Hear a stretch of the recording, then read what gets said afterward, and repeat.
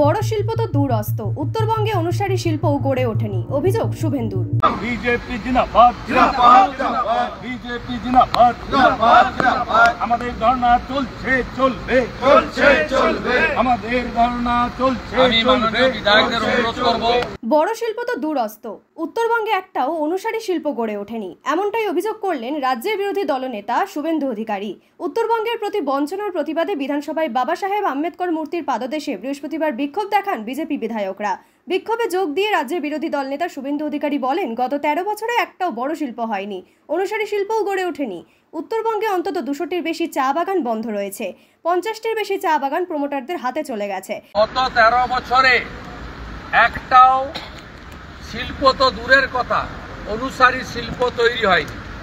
উত্তরবঙ্গে অন্তত 200-র বেশি চা বাগান বন্ধ হয়েছে, 50-এর বেশি চা বাগান বেসরকারি প্রমোটার যারা তৃণমূল ঘনিষ্ঠ তাদের হাতে চলে গেছে। উত্তরবঙ্গে শুভেন্দুর অভিযোগ, গঙ্গা কিংবা নদী ভাঙন রোধেও রাজ্য সরকার কোনো ব্যবস্থা নেয়নি। তার কথায় মালদা থেকে শুরু করে দক্ষিণ দিনাজপুর, উত্তর দিনাজপুর, কোচবিহারের একটা বড় অংশ গঙ্গা ভাঙনে জর্জরিত। গঙ্গা ভাঙন নিয়ে রাজ্য সরকার কোনো প্রস্তাব কেন্দ্রকে পাঠায়নি, ফলে নদী কিংবা গঙ্গা ভাঙনে উত্তরবঙ্গে কোনো কাজ হয়নি। মানুষ গঙ্গা, বিশেষ করে মালদা থেকে শুরু করে দক্ষিণ দিনাজপুর, উত্তর দিনাজপুর, তারা জর্জরিত ভাঙনে।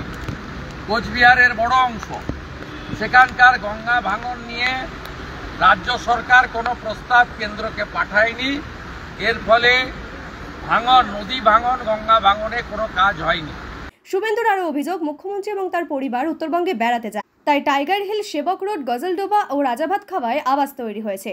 শিলিগুড়ির উত্তরকন্যায় 30 কোটি টাকা ব্যয়ে গেস্ট হাউস তৈরি করা হয়েছে মুখ্যমন্ত্রীর থাকার জন্য, অথচ উত্তরবঙ্গে কোনো উন্নয়ন হয়নি, দাবি তার। চলে গেছে উত্তরবঙ্গে এই রাজ্যের মুখ্যমন্ত্রী এবং তার পরিবারের লোকেরা বেড়াতে যায়, তাই টাইগার হিলে মুখ্যমন্ত্রীর নতুন আবাস তৈরি হয়েছে, সেবক রোডে আবাস তৈরি হয়েছে, গজলডোবায় আবাস তৈরি হয়েছে, রাজা ভাত খাওয়ায় আবাস তৈরি হয়েছে, চালসাতে আবাস তৈরি হয়েছে।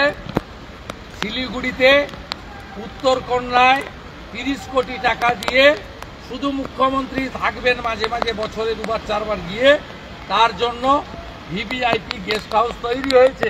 উত্তরবঙ্গের কোনো উন্নয়ন। রেলের সম্প্রসারণ নিয়েও এদিন সুর চড়ালেন রাজ্যের বিরোধী দল নেতা।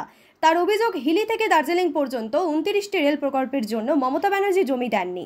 শুভেন্দুর সংযোজন, উত্তরবঙ্গের মানুষকে যাতে কলকাতার ছুটে আসতে না হয় সেই জন্য সচিবালয় করার কথা দিয়েছিলেন মুখ্যমন্ত্রী, কিন্তু ওখানকার সচিবালয়ে একটা ভূতের আখড়া হয়ে উঠেছে।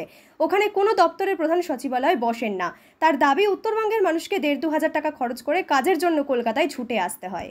উত্তরবঙ্গের হিলি থেকে দার্জিলিং পর্যন্ত একাধিক রেল প্রজেক্টের, 29টা রেল প্রজেক্টের জন্য জমি দেননি মমতা ব্যানার্জি। মমতা ব্যানার্জি উত্তরবঙ্গের মানুষকে কথা দিয়েছিলেন 11 সালের আগে, 16 সালের আগে, যে আমি সচিবালয় করে দেব, উত্তরবঙ্গের কোনো মানুষ কলকাতা আসবে না, মহাকরণ বা নবান্ন আসবে না। সচিবালয় একটা ভূতের আখড়া হয়েছে, ওখানে কোনো দপ্তরের প্রধান সচিব, সচিব বসেন না, এবং উত্তরবঙ্গের মানুষকে 1,500-2 হাজার টাকা ট্রেন ভাড়া, আরও 1,500-2 হাজার টাকা হোটেল ভাড়া খরচ করে তাদেরকে কলকাতাতে সামান্য কাজে আসতে হয় রাজ্য সরকারের 7টি দপ্তরে।